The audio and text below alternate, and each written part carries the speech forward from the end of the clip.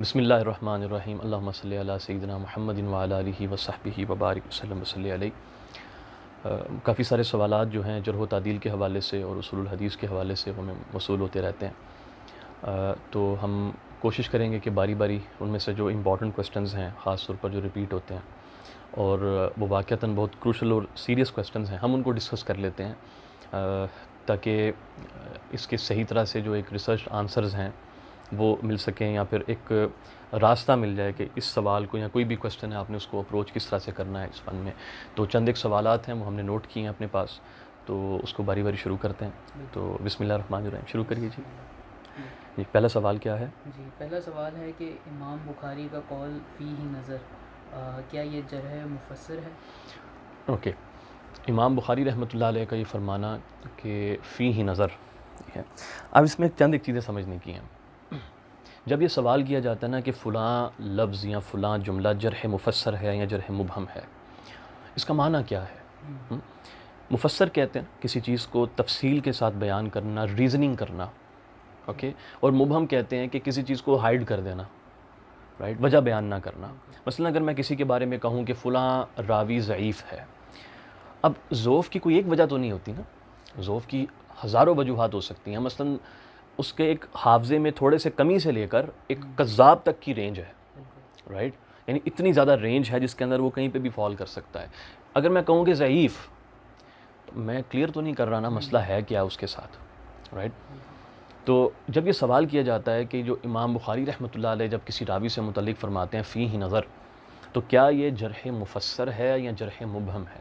تو پہلے یہ آئیڈیا ذہن میں واضح ہونا چاہیے کہ جرح مفسر مبہم ہوتی کیا ہے۔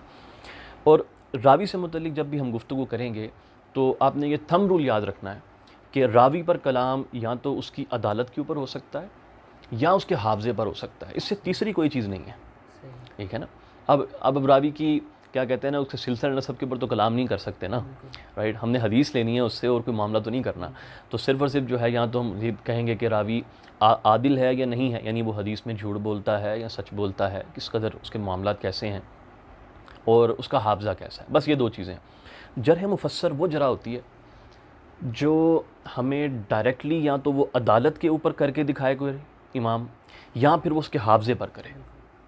اگر بول دے کہ مثلا یہ اس کی عدالت، مثلا یہ کذاب ہے، اور یہ بھی کافی نہیں ہے کہنا، بلکہ بتائے یہ کذاب ہے کیونکہ اس نے فلاں فلاں فلاں یہ حدیث پڑھ لو، یہ گھڑی ہے، یہ تفصیلی جرح ہو گئی، بات ختم، نظر آ گیا ٹھیک ہے کہ اس نے یہ روایتیں گھڑی ہوئی ہیں۔ یا تو پھر اس کے حافظے پہ کلام کرے کہ اس کے حافظے میں مسئلہ ہے، اور وہ کیسے پتہ چلے گا؟ ویسے پتہ چلے گا کہ جب اس کی مرویات کو ہم کمپیئر کرتے ہیں نا ثقہ راویوں کے ساتھ، دوسرے راویوں کے ساتھ، اس میں ہمیں غلطیاں نظر آنا شروع ہو جاتی ہیں۔ جیسے اب مطابقت و شواہد نکالتے ہیں تو لفظوں میں ہیر پھیر ہو جاتا ہے، اور پتہ چل جاتا ہے کہ اس کے حافظے میں پرابلم ہوئی ہے، کیونکہ بندہ یہ سچا ہے لیکن اس کے حافظے میں پرابلم ہو گئی ہے۔ اب آتے ہیں امام بخاری رحمۃ اللہ علیہ کے قول کی طرف۔ آپ فرماتے ہیں فیہ نظر، کہ اس میں نظر ہے یا اس میں پرابلم ہے، اس کا معنی یہ ہے، اس میں کوئی مسئلہ ہے۔ اب اس جملے میں لکھا ہوا ہے کہ یہ واضح نہیں ہے کہ امام بخاری رحمۃ اللہ علیہ کا اس سے مراد کیا ہے۔ کیا آپ اس کی عدالت پر کلام کر رہے ہیں، یا پھر آپ نے جو ہے وہ اس کے حافظے پر کلام کیا ہے؟ اب بعد کے ائمہ کرام نے اس کو سمجھنے کی کوشش کی ہے، تو اس کے اوپر جو ایک کنفیوژن پیدا ہوتی ہے نا، وہ پیدا ہوتی ہے جا کے امام ذہبی رحمۃ اللہ علیہ کے زمانے سے۔ اچھا، امام ذہبی نے اپنی مختلف تصانیف کے اندر اس کا ذکر کیا، کہتے ہیں جب امام بخاری یہ لفظ استعمال کرتے ہیں نا سکت عنہ، یا پھر یہ فیہ نظر، خاص طور پر یہ فیہ نظر، تو وہ غالب اس کے لیے استعمال کرتے ہیں جو راوی متہم ہوتا ہے۔ آپ یو انڈرسٹینڈ، جب یہ بھی نہیں کہہ رہے کہ جو ضعیف ہوتا ہے یعنی اس کے حافظے میں پرابلم، وہ کہتے ہیں راوی متہم ہوتا ہے، ٹھیک ہے، دس از واٹ دے مین۔ یعنی اس کا مطلب یہ ہے کہ جب بخاری کسی راوی کے بارے میں کہہ رہے ہیں فیہ نظر، وہ متروک ہے، اس کی روایت کو کسی حال میں بھی قبول نہیں کیا جائے گا۔ متہم کا تو معنی یہی سیدھا سیدھا بنتا ہے نا۔ اب امام ذہبی رحمۃ اللہ علیہ کے بعد اس قول کو جو ہے وہ، یعنی ان کے زمانے میں اگر دیکھا جائے تو ابن کثیر نے بھی اس طرح کی بات کی ہے، انہوں نے اس کو بیان کیا، پھر بعد میں زین الدین عراقی رحمۃ اللہ علیہ، حافظ سیوطی رحمۃ اللہ علیہ، پھر حافظ سخاوی رحمۃ اللہ علیہ، تو یہ چند حفاظ ہیں، انہوں نے اس قول کو اختیار کیا ہے کہ جب بخاری فیہ نظر کہتے ہیں تو اس سے مراد ہوتی ہے کہ راوی متہم ہے۔ یہ تو ایک اینگل ہو گیا۔ اب یہاں سے کنفیوژن پیدا ہوتی ہے کہ یار کیا واقعتاً ایسا ہے؟ اب اس کی ایک دوسری سائیڈ بھی ہے نا، اس کو بھی تو دیکھنے کی ضرورت ہے۔ پہلی چیز یہ سمجھنے کی ہے کہ امام بخاری رحمۃ اللہ علیہ سے یہ قول ثابت ہی نہیں ہے سرے سے، کم سے کم میں نے اس کی سند نہیں پڑھی کہ امام بخاری نے اپنی کسی کتاب میں خود لکھا ہو کہ جب میں کسی راوی کے بارے میں کہوں فیہ نظر تو اس سے مراد ہوتی ہے کہ وہ متہم ہے۔ جب امام نے خود نہیں فرمایا تو اب ایک ہی طریقہ بچتا ہے، وہ یہ ہے کہ ہم ان راویوں پر پھر تحقیق کریں اور دیکھیں کہ امام بخاری کی نظر میں اگر وہ کسی اور جگہ پر اگر راوی اپیئر ہو رہے ہیں تو وہ کس درجے کے ہیں۔ ٹھیک ہے، اذان کے بعد شروع کرتے ہیں اس کو۔ ہم نے کس مقام پر چھوڑا تھا؟ امام بخاری رحمۃ اللہ علیہ خود اس راوی سے متعلق، ہاں اس راوی سے متعلق کیا کہتے ہیں جس کے متعلق آپ نے خود فرمایا ہو فیہ نظر، کہ اس میں کوئی مسئلہ ہے، اس میں نظر ہے۔ امام بخاری رحمۃ اللہ علیہ نے کم و بیش کوئی 110 یا 120 کے قریب یہ راوی بنتے ہیں جس کے متعلق آپ نے یہ فرمایا کہ فیہ نظر، یا کبھی آپ فرماتے ہیں فی حدیث ہی نظر، اور اس طرح کے مختلف الفاظ جو ہے نا وہ اپنی تاریخ میں استعمال فرماتے ہیں۔ اب ہم نے دیکھنا یہ ہے کہ امام بخاری رحمۃ اللہ علیہ کے جو ہم اصل لوگ ہیں یا جنہوں نے ان کے بہت قریب کا زمانہ پایا، اب ذہبی کا زمانہ تو بخاری سے دور ہے نا، جنہوں نے قریب کا زمانہ پایا ہے ان کی انڈرسٹینڈنگ کیا ہے اس قول کو لے کر۔ اب سب سے پہلے شروع کرتے ہیں امام ترمذی رحمۃ اللہ علیہ سے۔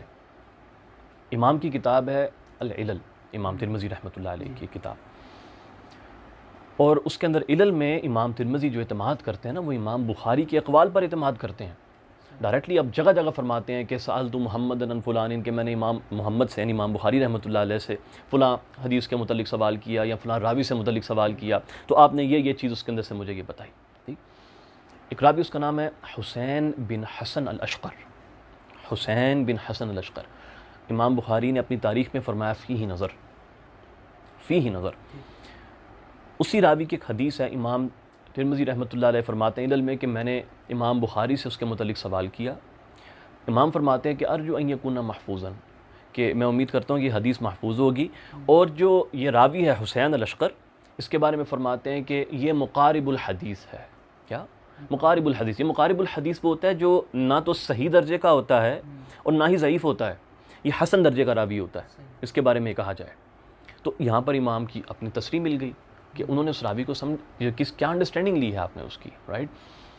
پھر ایک اور مقام پر ایک اور راوی، اس کا نام ہے حبیب بن سالم، حبیب بن سالم۔ اس سے ایک حدیث آتی ہے نبی پاک صلی اللہ علیہ وسلم کی نماز میں قرات کے حوالے سے کہ آپ صلی اللہ علیہ وسلم جو ہے نا سبح اسم ربک الاعلی، اور جو دوسری ایک صورت مبارکہ ہے آپ نے اس کی تلاوت فرمائی۔ امام بخاری نے اس راوی سے متعلق کہا فیہ نظر۔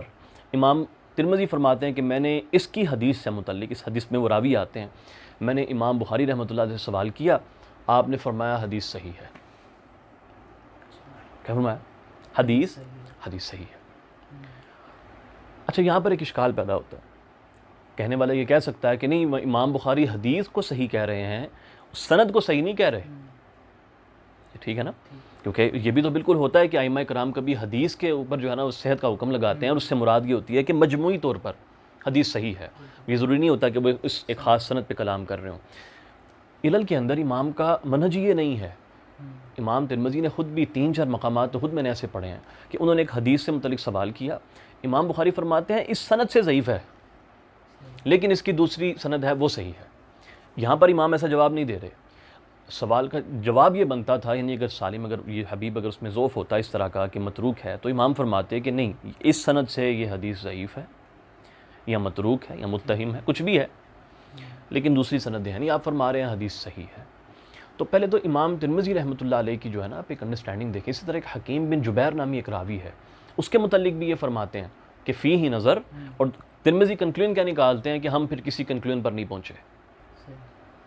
فیہ نظر بول دیا لیکن فرماتے ہیں ہم کسی کنکلوژن پر، کسی نتیجے پر نہیں پہنچے۔ اس سے بڑا واضح ہے کہ امام بخاری رحمۃ اللہ علیہ جب فیہ نظر استعمال کر رہے ہیں وہ کئی معنی پر محمول کرتا ہے، رائٹ، اس کا کوئی ایک معنی نہیں ہے۔ یہ تو ہو گیا امام بخاری۔ اب ایک ان کی اگلی جنریشن پہ چلتے ہیں، امام ابن عدی، ان کی کتاب ہے الکامل، الکامل فی ضعفاء الرجال، رائٹ، الکامل کتاب ہے۔ الکامل میں امام ابن عدی رحمۃ اللہ علیہ امام بخاری پر بہت اعتماد کرتے ہیں، امام بخاری کے اقوال کو وہ بیان کرتے ہیں۔ اچھا، ابن عدی کے اور امام بخاری کے درمیان صرف ایک واسطہ ہے، ایک استاد کا واسطہ دونوں کے درمیان بنتا ہے۔ امام دولابی جو جن کو ابن عدی ابن حماد کے نام سے جو ہے نا پوری کتاب میں لکھتے ہیں وہ، اور الجنیدی، یہ دونوں استاد ہیں امام ابن عدی کے اور دونوں شاگرد ہیں امام بخاری کے، اور جو امام بخاری کے اقوال ہیں نا آپ کی تاریخ میں اور رجال کے حوالے سے جو کلام ہے، یہ 2 ائمہ کرام ہیں جن سے آپ اقوال نقل کرتے ہیں ابن عدی، کہ مجھے ابن حماد نے بیان کیا کہ بخاری نے فرمایا فلاں راوی فیہ نظر، یا فلاں راوی ایسا ہے، ٹھیک ہے، یا جنیدی نے بیان کیا ایسا ہے۔ اب اگر فیہ نظر سے مراد یہ ہو نا راوی متروک ہے، تو ہونا تو یہ چاہیے تھا کہ کم سے کم ان دونوں میں سے کوئی ایک تو بولتا کہ بخاری جب کسی کو کہیں فیہ نظر تو مراد ہوگی متہم، لیکن دونوں نے کسی نے کلام نہیں کیا۔ اچھا انفیکٹ یہاں پر ایک بڑا انٹرسٹنگ کیس آتا ہے ہمارے سامنے، راوی ان کا نام ہے ثعلبہ بن یزید الحمانی، ثعلبہ ثا کے ساتھ، ثعلبہ بن یزید الحمانی۔ بخاری نے فرمایا فیہ نظر، اس کے آگے پیچھے کوئی کلام نہیں ہے، کیا فرمایا؟ فیہ نظر۔ امام ابن عدی ان کی حدیثوں کو بیان کرتے ہیں۔ اچھا یہ ثعلبہ مولا علی کرم اللہ وجہ الکریم سے روایت کرتے ہیں۔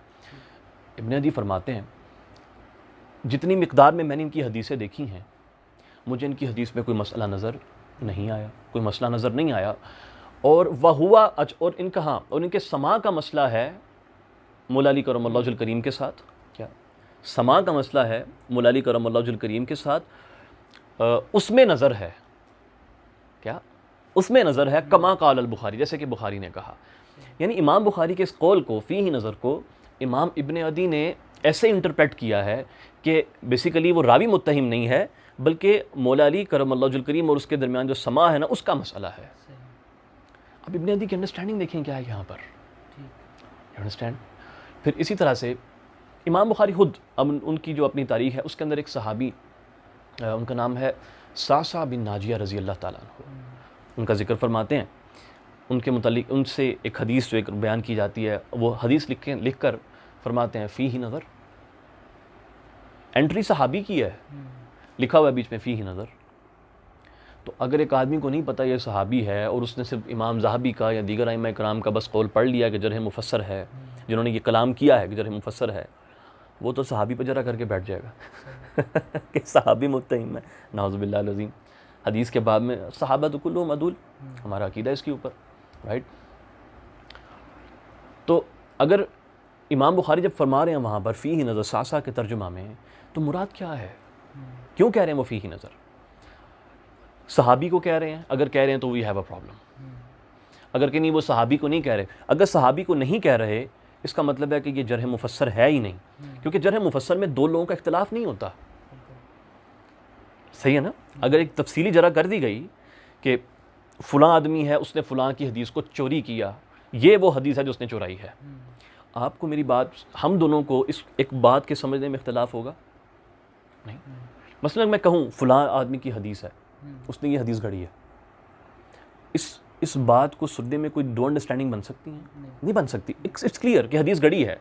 As a matter of fact کہ ائمہ کرام کا اس پر اختلاف ہے کہ فیہ نظر ہے کیا، یہ دلیل ہی کافی ہے یہ ثابت کرنے کے لیے کہ فیہ نظر ایک جرح مبہم ہے۔ اگر مفسر ہوتی تو 2 ائمہ کرام میں کبھی اس مسئلے پہ اختلاف نہ ہوتا، ٹھیک ہے۔ اب آگے دیکھیں صعصع کا جو معاملہ ہے، امام نے فرمایا فیہ نظر، اگر آپ کہیں کہ فیہ نظر کسی سند میں سے کسی راوی سے متعلق کہہ رہے ہیں تو کس کے متعلق کہہ رہے ہیں ذرا واضح کر دیں، ٹھیک ہے۔ معاملہ بڑا کنفیوز ہو گیا نا یہاں پر۔ اچھا ایک اور مقام پر چلتے ہیں، امام بخاری ایک اور راوی ان کا نام ہے عبداللہ بن محمد الانصاری الخزرجی، ان کا بایوگرافی لکھ کر تھوڑی سی ان کے متعلق کس کے ساتھ سما کس کے ساتھ نہیں سب لکھ کر اینڈ پہ فرماتے ہیں فیہ نظر، اس میں فیہ نظر لکھ کر آگے فرماتے ہیں کیونکہ وجہ بھی بیان کرتے ہیں کیونکہ اس میں سے بعض راویوں نے بعض سے سما کا ذکر نہیں کیا، بخاری خود لکھتے ہیں اس چیز کو۔ تو ان چیزوں سے پتہ یہ چلتا ہے کہ فیہ نظر دور دور تک بھی جرح مفسر نظر نہیں آتی۔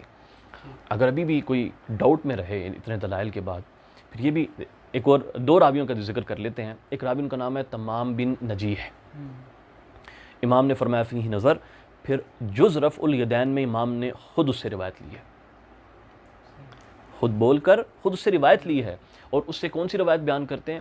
حضرت عمر بن عبدالعزیز رضی اللہ تعالیٰ عنہ کا جو عمل ہے رفع الیدین سے متعلق، وہ آپ نے تمام بن نجی سے روایت کیا ہے کہ تمام بن نجی کہتا ہے کہ میں نے دیکھا آپ کو یہ اس طرح عمل فرماتے ہوئے ظہر اور عصر کے درمیان جو ہے نا نماز کے اندر آپ نے رفع الیدین فرمایا۔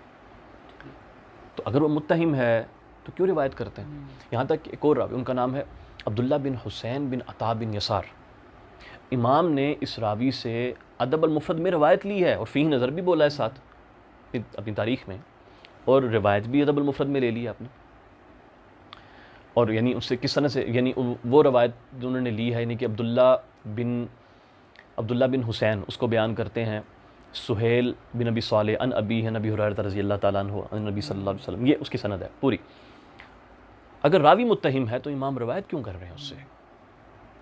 اس سے بڑا واضح ہوگا کہ امام بخاری کا اپنا عمل اس قول کے خلاف ہے جو یہ کہتے ہیں کہ یہ جرح مفسر ہے۔ پھر ایک اور نریٹر ہیں، ان کا نام ہے حریش بن خریت۔ امام بخاری نے فرمایا فیہ نظر، اور ہمارے پاس جو نسخے موجود ہیں نا ابھی امام بخاری کی تاریخ کے، اس میں صرف اتنا لکھا ہوا ہے ارجو کا معنی ہوتا ہے کہ میں امید کرتا ہوں، ارجو آئی ہوپ، آگے کچھ نہیں لکھا ہوا۔ اب اس ارجو کو یا تو انٹرپریٹ کیا گیا ہے یا تو پھر امام مغلطائی اور حافظ ابن حجر عسقلانی ان کے پاس وہ نسخے میں لکھا ہوا تھا، کیونکہ حافظ مغلطائی جو ہیں وہ لکھتے ہیں کہ بخاری نے ان کا تذکرہ کیا ہے تاریخ میں، فیہ نظر بولا ہے، اور ساتھ آپ نے کہا ہے کہ ارجو ان یکون صالحا، انہوں نے سنٹنس کمپلیٹ کیا ہے کہ میں امید کرتا ہوں کہ یہ صالح ہے، راوی صالح ہے، یہی بات ان کے متعلق جو ہے وہ ابن حجر عسقلانی نے بھی لکھی ہے۔ کافی سارے دلائل ہیں جو اس طرف پن پوائنٹ کرتے ہیں کہ نہیں، امام بخاری کی ہرگز مراد جو ہے اس سے وہ جرح مفسر نہیں ہوتی کہ راوی متروک ہے، راوی متہم ہے۔ اچھا، پھر ابن حجر عسقلانی کو دیکھیں، امام ابن حجر عسقلانی رحمۃ اللہ علیہ، ان کی کتاب ہے بذل المعون فی فضل الطاعون، پینڈیمک سے متعلق بڑا انسائکلوپیڈک ورک ہے آپ کا، پڑھنے والا ہے، خاص طور پہ ہمارے لیے تو بڑا پڑھنے والا ہے ان دنوں میں۔ اس کے اندر آپ ایک راوی کو ڈسکس کرتے ہوئے فرماتے ہیں کہ امام بخاری نے فرمایا ہے فیہ نظر، اس کے فیہ نظر، اور یہ اس کے متعلق کہتے ہیں امام بخاری جو متوسط درجے کا راوی ہوتا ہے۔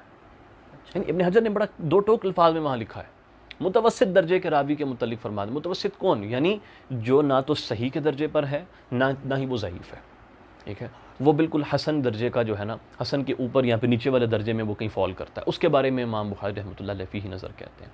اور حقیقی بات تو یہ ہے کہ اگر آپ ان راویوں پہ تحقیق کرو نا جن پہ امام بخاری نے کہا ہے فیہ نظر، یو ول فائنڈ کہ زیادہ تر امام بخاری نے اس لیے کہا ہے کیونکہ یا تو وہ مجہول درجے کے راوی ہیں یا وہ قلیل الحدیث ہیں، ان سے تھوڑی سی حدیثیں آتی ہیں۔ تو فیہ نظر کا یہ معاملہ ہے، جو آدمی یہ دعویٰ کرے کہ فیہ نظر ایک جرح مفسر ہے، اس کو دلیل لانی چاہیے۔ دلیل ہمیشہ ایک بات کرتے ہیں، دلیل یہ نہیں ہوتی اس نے کہا اس نے کہا، استقراء کریں امام کے کلام کا، ٹھیک ہے نا، دیکھیں ایک ایک اس راوی کو اوپر تحقیق کر کے دیکھیں امام بخاری خود کیسے استعمال کر رہے ہیں اس راوی کو، آپ مختلف جگہوں پہ آپ اس کے بارے میں کیا گفتگو فرماتے ہیں، اس سے واضح ہو جائے گا کہ امام کی مراد جو ہے نا فیہ نظر سے متعلق کیا ہے۔ تو میرے خیال سے اٹ شوڈ بی انف، ہے نا، فیہ نظر کا معاملہ کافی ہو گیا۔ بسم اللہ، اگلا سوال کیا ہے؟ اگلا سوال ہے کیا امام اجلی کی توثیق متساہل ہے، خاص طور پر جب وہ کسی کوفی راوی کی توثیق کرتے ہیں؟ ٹھیک ہے، امام اجلی رحمۃ اللہ علیہ اپنی توثیق میں متساہل ہیں، خاص طور پر اگر وہ کسی کوفی سے روایت کریں۔ اچھا، اجلی کا معاملہ بڑا انٹرسٹنگ ہے۔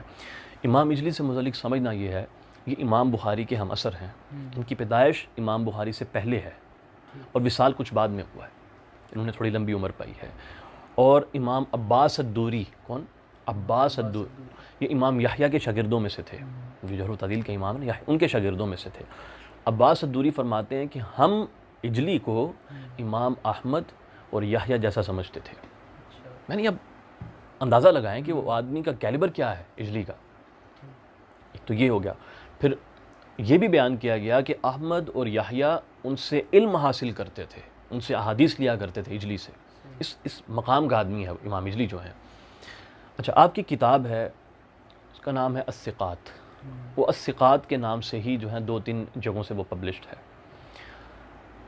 اس کتاب سے متعلق یا امام کے بعض اقوال سے متعلق جو ہے یہ کہا گیا ہے کہ آپ توثیق کرنے میں، راویوں کو ثقہ کہنے میں بڑے متساہل ہیں۔ متساہل کیا ہوتا ہے؟ متساہل یہ ہوتا ہے کہ جو مجہول راوی ہوتا ہے اس کو بھی ثقہ بول دیتا ہے، یا پھر اگر راویوں کی غلطیاں بہت زیادہ ہو جاتی ہیں تو اس کے باوجود وہ اس کو ثقہ بولتے ہیں، تو اس کو کہتے ہیں کہ یہ بڑا متساہل سا جو ہے نا بندہ ہے۔ ہاں، جو ہماری تاریخ میں نا علم جرح و تعدیل کی تساہل کی اکثر جو ائمہ کرام پہ آپ دیکھیں گے نا، فلاں میں تساہل، فلاں میں تساہل، اکثر وہ تہمت ہوتی ہے، حقیقت میں وہ تساہل نہیں ہوتا، ٹھیک ہے، لیکن اس کو کسی اور دن انشاءاللہ دیکھ لیں گے۔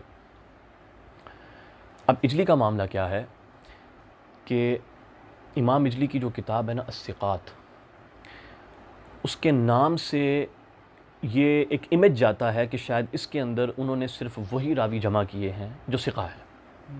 جیسے کہ ابن حبان کی الثقات ہو گئی، اس کے اندر انہوں نے وہ راوی جمع کیے جو ابن حبان کے نزدیک ثقہ یا کم سے کم صالح درجے کے راوی ہیں، یعنی کہ صدوق درجے کے راوی ہیں، وہ جمع کیے. ابن شاہین کی ثقات ہے.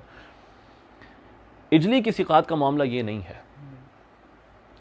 امام اجلی کی اس کتاب کے کئی نام آتے ہیں.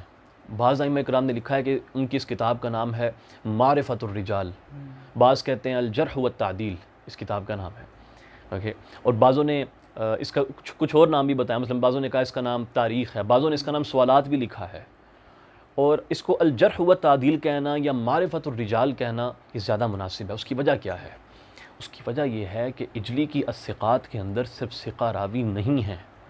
امام اجلی نے خود کئی راویوں کو ضعیف لکھا ہے، نام لکھ کر بولا ہے ضعیف. نام لکھ کر بولتے ہیں کہ ضعیف ہے لیکن صدوق ہے، یعنی حافظے میں پرابلم ہو گئی نا. نام لکھ کر خود بولتے ہیں متروک ہے، اور راویوں کو آپ نے مجہول بھی کہا ہے. یعنی مجہول ان اٹ سیلف ایک ٹرم ہے جو اجلی نے استعمال کی ہے. اب یہ کہنا کہ اجلی جو ہے نا وہ مجہول راویوں کی توثیق کرتے ہیں، یا اجلی جو ہیں وہ توثیق میں متساہل ہیں کیونکہ وہ مجہول راویوں کی توثیق کرتے ہیں. اجلی کے نزدیک مجہول ایک ٹرم ہے ان اٹ سیلف، اور وہ اس کو استعمال کرتے ہیں. اس کا مطلب ہے کہ ان کے ذہن میں مجہول کی ایک انڈرسٹینڈنگ موجود ہے کہ مجہول کیا ہے. اور جب وہ کسی کو ثقہ کہہ رہے ہیں تو وہ مجہول کو ثقہ نہیں کہہ رہے. ٹھیک ہے نا، یہ سمجھنے کی ضرورت ہے. وہ مجہول کو اگر ان کے نزدیک مجہول ہو تو وہ جس طرح باقیوں کو مجہول کہہ رہے ہیں اپنی اسی کتاب میں ان کو مجہول بول دیں.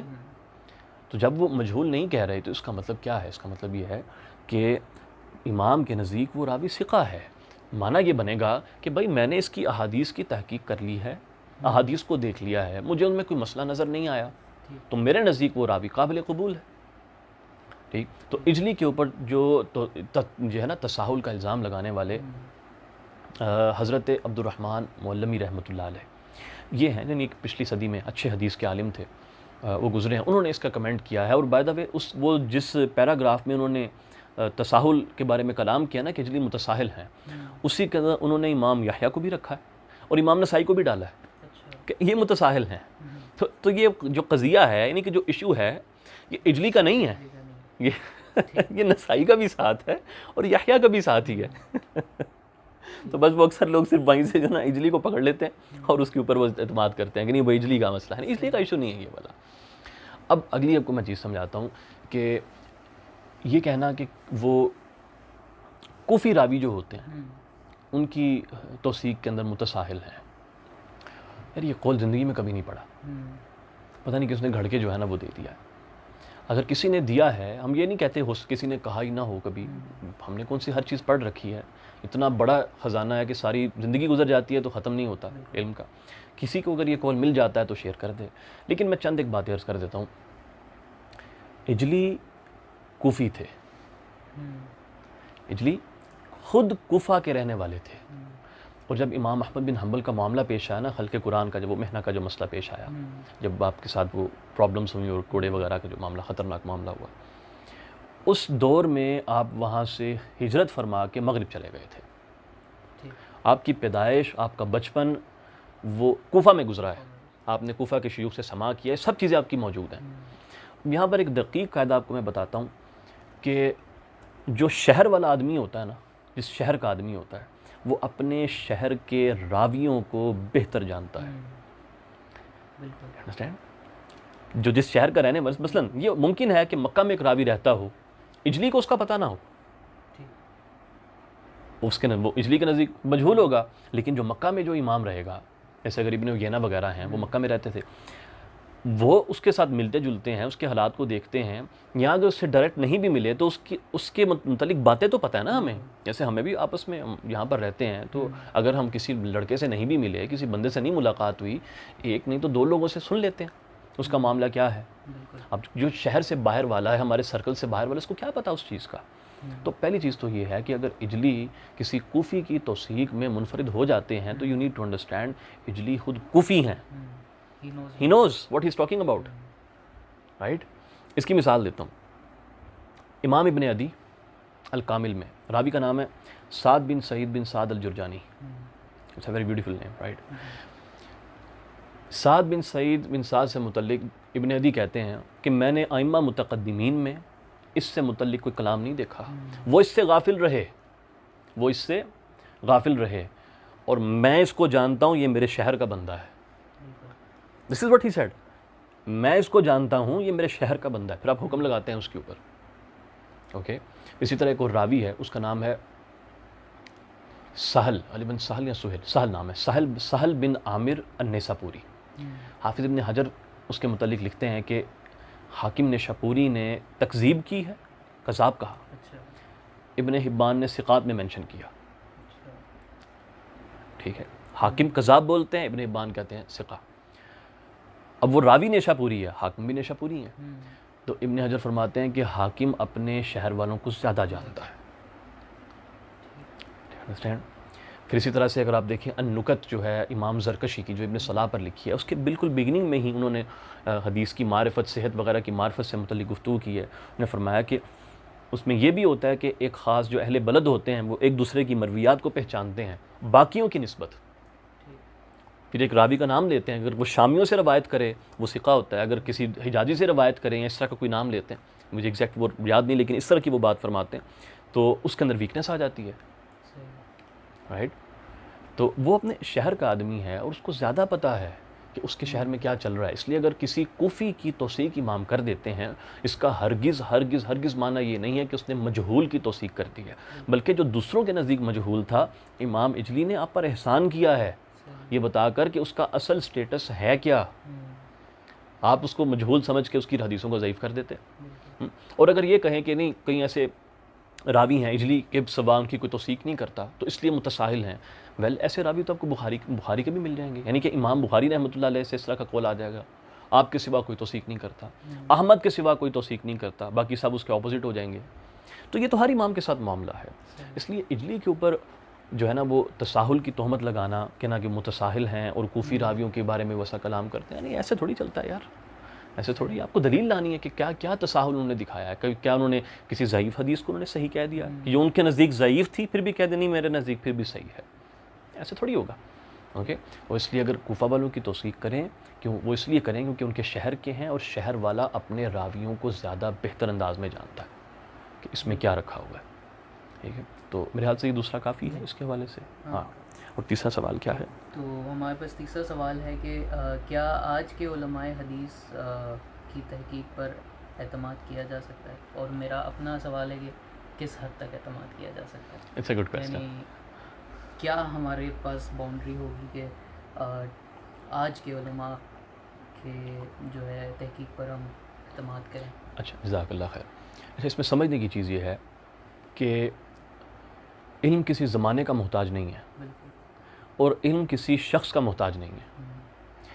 کس کی بات قبول ہوگی کس کی نہیں ہوگی یہ دلیل پر ڈیپینڈ کرتا ہے. جس کے پاس دلیل قوی ہے اس کی بات کو قبول کر لیں گے, جس کے پاس دلیل قوی نہیں, ضعیف ہے یا بغیر دلیل کے کلام کرتا ہے اس کی بات کو قبول نہیں کریں گے. اب اس کو میں ایک دو طریقے سے سمجھاتا ہوں. مثلا ہمارے ہاں ایک قاعدہ پایا جاتا ہے جرح و تعدیل میں کہ اگر ایک راوی پر جرح اور تعدیل دونوں جمع ہو جائیں, جرح بھی موجود ہے تعدیل بھی موجود ہے, تو ایسے کیس میں جرح مبہم قبول نہیں کریں گے لیکن تعدیل مبہم قبول کر لیں گے. تعدیل مبہم کو کینسل کرنے کے لیے آپ کو جرح مفسر چاہیے. اب اس میں کہیں پر یہ نہیں لکھا ہوا کہ اگر جو پہلے لوگ گزر گئے ہیں انہوں نے ضعیف کہہ دیا ہے تو ان کے جو کیا کہتے ہیں کہ ایک صدی کے بعد جو کوئی اگر امام پیدا ہو رہا ہے وہ ثقہ کہتا ہے تو اس کی بات کو قبول نہیں کیا جائے گا. نہیں, یعنی زمانے پر تو علم ڈیپینڈ ہی نہیں کرتا. ایک تو یہ چیز ہوگی. اگلی چیز یہ سمجھنی ہے کہ جو علم حدیث شریف ہے یہ نبی کریم صلی اللہ علیہ وآلہ وسلم کے زندہ معجزات میں سے ہے. اس طرح قرآن پاک ایک زندہ معجزہ ہے نا, یہ علم جو ہے یہ ایک زندہ معجزہ ہے. یہ آپ یعنی کہ جب انسان پڑھتا ہے نا اس کو, جب آپ کو لگتا ہے نا کہ میں ایک خاص گہرائی تک پہنچ گیا ہوں, اس کی ایک نئی گہرائی کھل جاتی ہے اور آپ کو پتہ چلتا ہے کہ یار مجھے تو کچھ بھی نہیں آتا. ٹھیک ہے. یعنی یہ وہ علم ہے کہ جتنا بڑھتا چلا جاتا ہے اتنا انسان کو اپنی کمی اور اپنی جہالت کا اندازہ ہوتا ہے کہ یار there is too much to learn. ٹھیک ہے. اس کی کوئی لمٹ نہیں ہے. اور یہ وجہ ہے کہ ہر صدی میں یہ علم پروگریس کیا ہے، آگے سے آگے بڑھتا گیا بڑھتا گیا بڑھتا گیا. کیا ایسا ہوا کہ بخاری نے کتاب لکھ دی الصحیح اور مسلم نے صحیح لکھ دی بس آج کے بعد کام نہیں ہوگا؟ نہیں. بعد ابن سکن لکھ رہے ہیں، ابن حبان لکھ رہے ہیں، ابن خزیمہ لکھ رہے ہیں، حاکم بھی اٹیمپٹ کر رہے ہیں. اس کے بعد کیا حاکم کے اوپر معاملہ ختم ہو گیا؟ نہیں. 600 ہجری کے اراؤنڈ امام ضیاء الدین مقدسی پیدا ہوتے ہیں، ضیاء مقدسی جو ہیں، اور وہ احادیث المختارہ لکھتے ہیں. اس کے اندر وہ ان احادیث کو جمع کرتے ہیں جو ان کے نزدیک صحیح ہیں.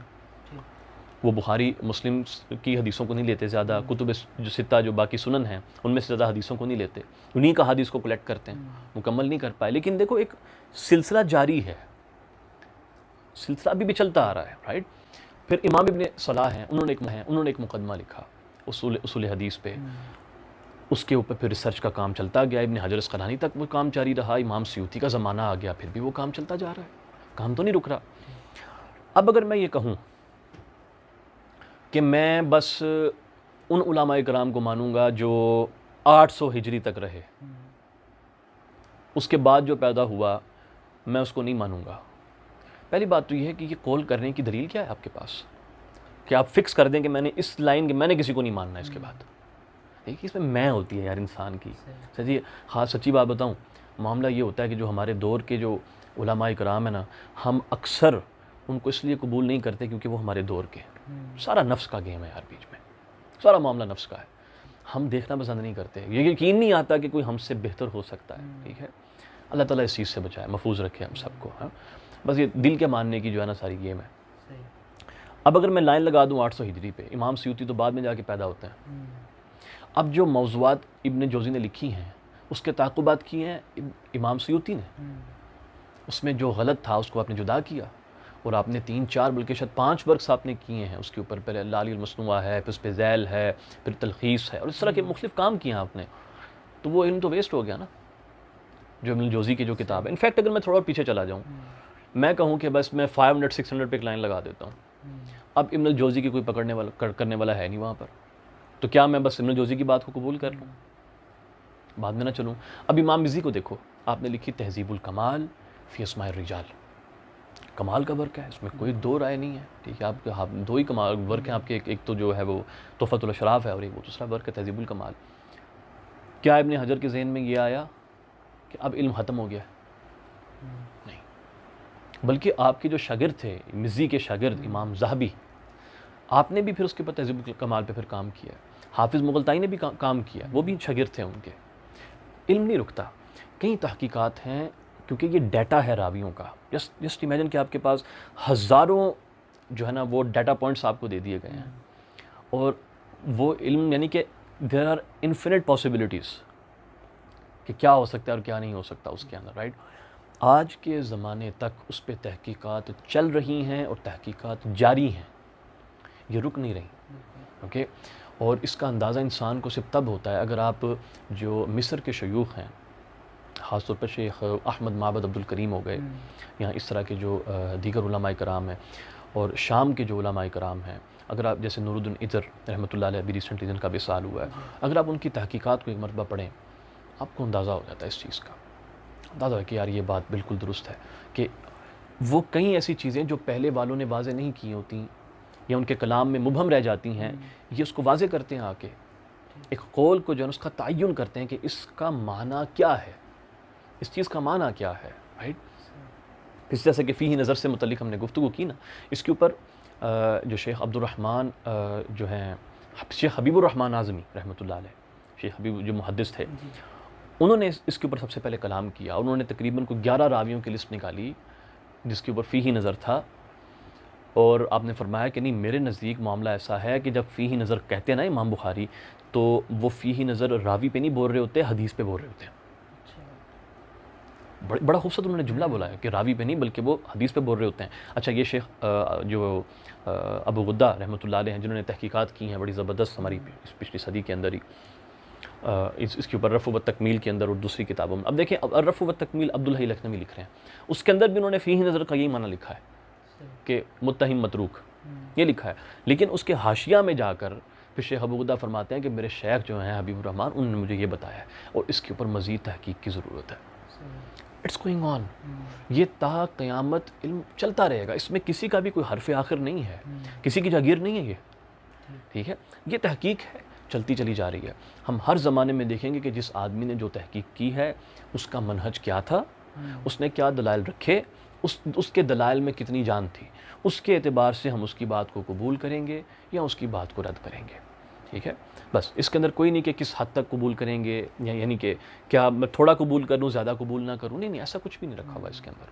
کئی چیزیں ہیں جو آہستہ آہستہ جو ہے نا وہ وقت کے ساتھ وہ کھلیں گی.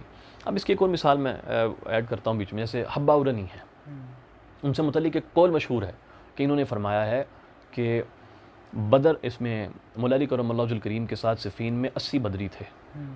اس بنا پر کہتے ہیں کہ انہوں نے جھوٹ بولا ہے اور ان کے اوپر کذاب کی اور پتہ نہیں کون کون سی تہمتیں لگاتے چلے آ رہے ہیں. حقیقت تو یہ ہے کہ یہ قول تو حبہ سے ثابت ہی نہیں ہے. اب تو جس بات کے اوپر جھوٹ کا الزام تھا, جب وہ بات ہی جھوٹی ثابت ہو جائے تو کیا وہ الزام ابھی باقی رہے گا؟ تو یہ وقت کے ساتھ ساتھ یہ چیزیں جو ہے نا وہ کھلتی ہیں. تو میں سمجھتا ہوں کہ یہ معاملہ جو ہے نا یہ سمجھ آ گیا ہوگا. اوکے, کہ ہمیں دیکھنا چاہیے. آج کے علماء کو جب تک نہیں سمجھیں گے, آپ اپنے علم کو کاٹ رہے ہیں. یہ علم سند ہے, لیکن ہم نے اپنے شیوخ سے پڑھا, ہماری مختلف شیوخ سے بھی الحمدللہ تعالیٰ جو محدثین ہیں سیریا کے, عراق کے, مصر کے اور پاکستان کے, یمن کے, ان شیوخ کے ذریعے ہماری سندیں جاتی ہیں نبی کریم صلی اللہ علیہ وسلم تک. ایک انڈرسٹینڈنگ ہے جو ہم نے ان سے ہائر کی ہے, لیکن ان سے لے لیا, ہم لوگوں نے انہیرٹ کی ہے. اگر کاٹ دیں اس کو کسی پوائنٹ سے, تو وہ جو میں کہوں کہ میں 900 سال تک میں مانوں گا, اس کے بعد نہیں مانوں گا, تو درمیان میں جو گیپ ہے وہ کیسے فل ہوگا؟ ٹھیک ہے, وہ کیسے فیل ہوگا؟ یہ تو ایک جہالت ہے, جہالت والی بات ہے. اور اصل چیز جہالت سے بھی زیادہ نا انا ہے, جو لوگ ماننے کو تیار نہیں ہوتے. بس تو اصل چیز جو ہے نا جو میٹر کرتی ہے وہ دلیل ہے. ٹھیک ہے, میں سمجھتا ہوں یہ کافی. چلیں ہم ختم کریں اس کو. چلیں, بہت شکریہ.